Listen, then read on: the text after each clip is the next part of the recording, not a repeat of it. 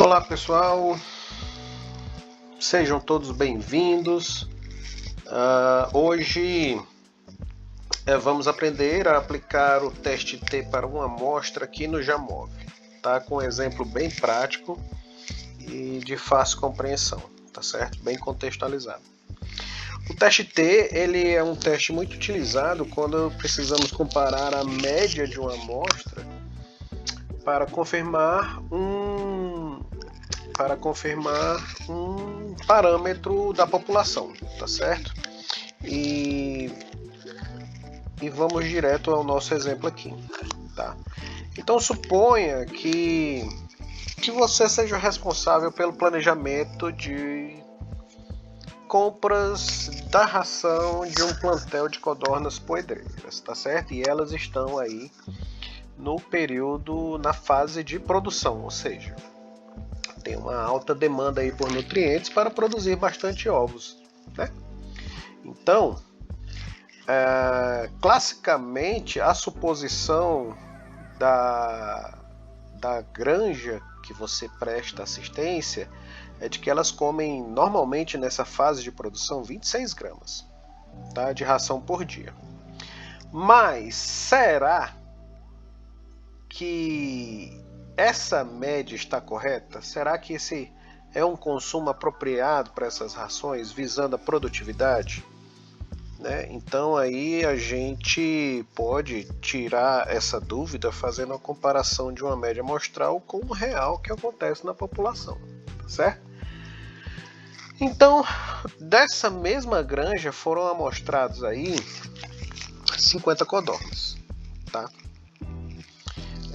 Foram amostradas 50 codornas. E qual a importância de saber realmente dessas 26 gramas? Se o consumo real for maior do que 26 gramas e comprarmos ração aquém, né, ração em menor quantidade, as aves podem ficar sem alimento, podem passar fome e afetar a produtividade. Tá? Por outro lado, se o consumo for menor e comprarmos ração a mais, além de gastar mais dinheiro, né, afetando aí obviamente a nossa margem de lucro, a gente tem problemas de logística com espaço e armazenamento, né? Então é importante a gente saber. Para isso, para verificar essa estimativa, então a gente amostrou 50 codornas e registrou-se o consumo individual diário dessas rações, tá? E a gente vai testar algumas hipóteses ao nível de 5% de confiabilidade, né, de probabilidade de erro tipo 1. Tá? Então, a gente vai trabalhar 3 conjuntos de hipóteses, tá certo? O primeiro deles é o que vem no enunciado. A gente está supondo que a dieta que o consumo seja de 26 gramas. Então, quando a gente tem uma afirmação sobre um parâmetro, né, a gente diz que o parâmetro é de tanto, a gente usa a igualdade. E a igualdade sempre vem na hipótese nula, como demonstramos em aula, tá certo? A hipótese que contraria a hipótese nula é a hipótese alternativa, ou seja, no caso de uma igualdade simples, a gente põe uma diferença. Então, aqui nós temos na hipótese alternativa que a média é diferente de 26 gramas. A diferença de 26 gramas nos leva a uma hipótese bilateral, onde qualquer consumo abaixo de 26 gramas e acima de 26 gramas atendem a essa hipótese alternativa, que ainda fica difícil de entender se a gente está com o consumo adequado, né? Assim, abaixo ou assim. Para isso, a gente também, nesse mesmo exemplo, vai testar aqui umas hipóteses para confirmar se o consumo está abaixo ou acima. Nesse segundo conjunto de hipóteses, a gente tem que o consumo médio é a partir de 26 gramas. Isso é na nossa hipótese nula. Observe que a igualdade está aqui na hipótese nula. Então, quando o consumo for maior ou igual a 26 gramas, a gente joga isso na nossa hipótese nula. A hipótese que contraria é que o consumo é menor do que 26 gramas, tá bom? E por fim, né, então nesse segundo conjunto de hipóteses, a hipótese nula está afirmando que o consumo mínimo é de 26 gramas. Então, a gente vai também testar isso aqui no Jamov. A gente também pode testar a hipótese, esse terceiro conjunto de hipótese aqui, na qual a hipótese nula faz a afirmação de que o consumo máximo é de 26 gramas, ou seja, é menor ou igual a 26 gramas. Tá? E a hipótese alternativa, naturalmente, fala que o consumo é superior a 26 gramas. Tá bom? Então, a partir de agora, a gente vai fazer os testes no Jamov. Tá? Então, aqui nós temos o nosso banco de dados das 50 observações, tá? Que a gente pode observar aqui, nós temos 50 observações sobre o consumo de codornas nessa fase de produção. Tá? Então a gente vem aqui na guia Análises, tá? E vamos aqui na aba de teste T. Quando a gente vem na teste T, a gente vai selecionar aqui teste T para uma amostra, que é o nosso caso aqui quando a gente quer testar essas hipóteses. Simplesmente a gente vai pegar aqui o consumo médio de ração. E antes disso, até, nós vamos definir o nosso critério. Aqui em hipótese, no valor de teste, a gente vai digitar 26, que é o valor que nós estamos supondo, né? Então aqui nós vamos simplesmente jogar a nossa variável estudada, a variável quantitativa contínua, tá? Então nós vamos jogar aqui para variáveis dependentes e automaticamente o Jamov nos mostra o teste em si, tá? Então na nota ele está dizendo que está sendo testada uma hipótese bilateral, tá? Ou seja, a hipótese nula é de que é igual a 26 gramas e a de que a alternativa é diferente de 26 gramas.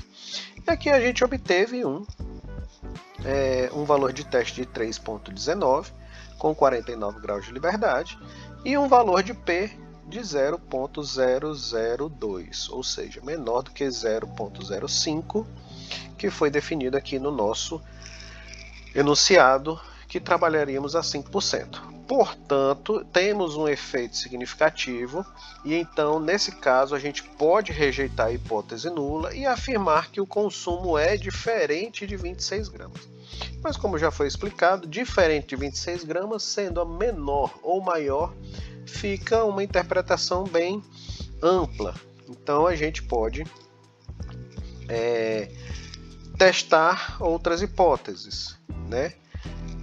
Primeiro vamos observar alguns dados interessantes aqui. Se nós colocarmos essa opção de gráficos descritivos, teremos aqui um valor médio, né, que pela nossa estatística descritiva foi de 27,9, próximo de quase 28 gramas, certo? Esse é o valor médio e segundo o nosso intervalo de confiança dado pelo erro padrão, o erro padrão foi de 0,61, tá? Não há possibilidade nem do valor mínimo chegar perto de 26 gramas.